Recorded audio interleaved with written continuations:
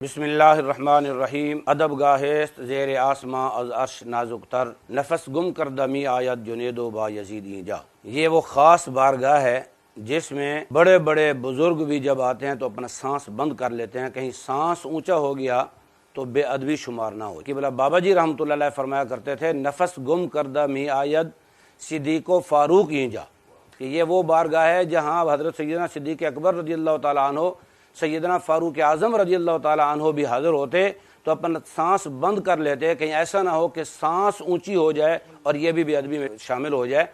لیکن آج آپ کو معلوم ہے حکومت بھکلا کے قادیانیت کا جو دفاع کر رہی ہے، اور اس سلسلے میں اس نے 3 پریس کانفرنس کی ہیں، اس وقت تک 4 ہو چکی ہیں۔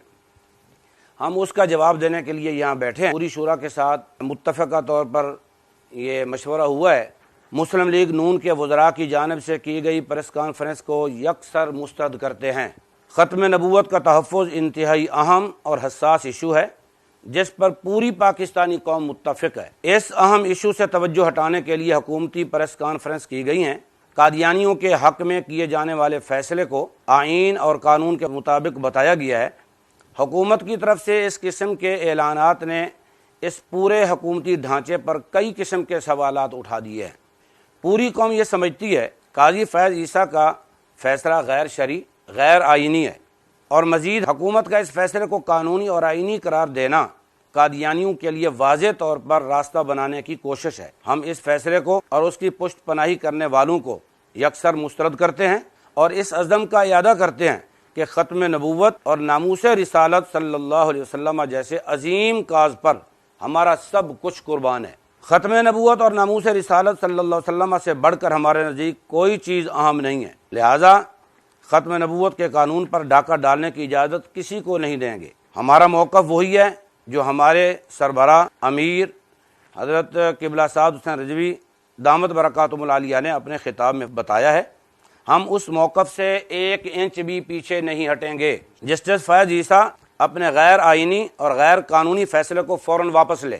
آج کی حکومتی پریس کانفرنس سے یہ ثابت ہو گیا کہ محض قاضی فیض عیسیٰ ہی نہیں بلکہ نون لیگ کی حکومت بھی ختم نبوت کے قانون کے خلاف قادیانیوں کو عروج دینا چاہتی ہے۔ ختم نبوت کے خلاف اقدامات کے احوال سے نون لیگ کا ماضی بھی سیاہ تارین ہے۔ نون لیگ کی حکومت میں کئی بار ایسا ہوا جو انتہائی خطرناک ہے، خاص طور پر حضرت غازی ملک ممتاز حسین قادری کو پھانسی دینا، پھر ختم نبوت، حلف نامہ میں ترمیم، اور فیض آباد میں کئی ہمارے کارکنان کو شہید کرنا۔ یہ سب تاریخ کے اوراق میں نون لیگ کے سیاہ کارنامے موجود ہیں۔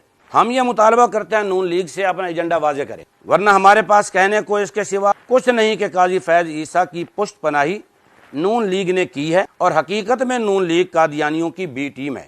ہمیں کسی ایجنڈے پر لانچ نہیں کیا گیا، بلکہ تمہیں قادیانیوں کو عروج بخشنے کے لیے اکثریت نہ ہونے کے باوجود فارم 47 والا اقتدار دیا گیا، اور ہمارا یہ اعلان ہے کہ ہم تمہیں قادیانیوں کو عروج نہیں دینے دیں گے۔ آج آپ کو عدالتوں کا احترام یاد آ گیا ہے اور چیخ چیخ کر باتیں کر رہے ہیں۔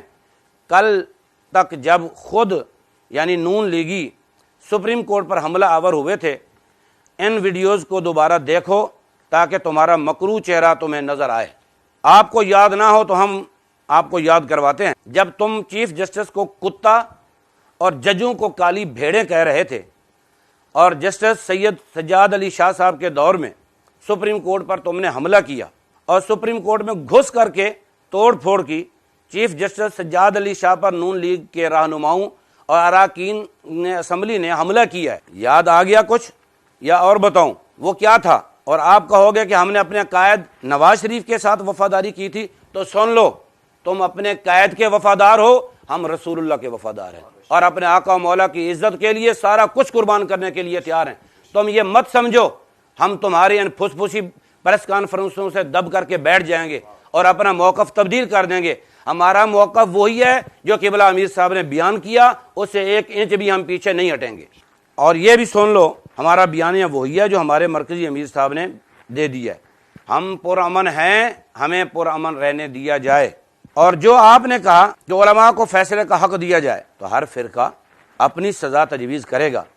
یاد رکھو پورا پاکستان، سارے علماء قادیانیوں کے غیر مسلم ہونے، شاعر اسلام استعمال نہ کرنے پر متفق ہیں، لیکن تمہیں علماء کے اتفاق کے باوجود قادیانیوں کو خوش کرنا ہے، جس کی کسی قیمت پر تمہیں اجازت نہیں دی جائے گی۔ کان کھول کر سن لو، ہم نے قادیانیوں کو غیر مسلم قرار دیے جانے کے 50 سال مکمل ہونے پر گولڈن جوبلی منانے کا جو اعلان کیا ہے، اس کے مطابق تحریک لبیک پاکستان گولڈن جوبلی ضرور منائے گی۔ انشاءاللہ ہم گولڈن جوبلی شایان شان طریقے سے منائیں گے۔ تم اس مزے کو کرکرا نہیں کر سکتے۔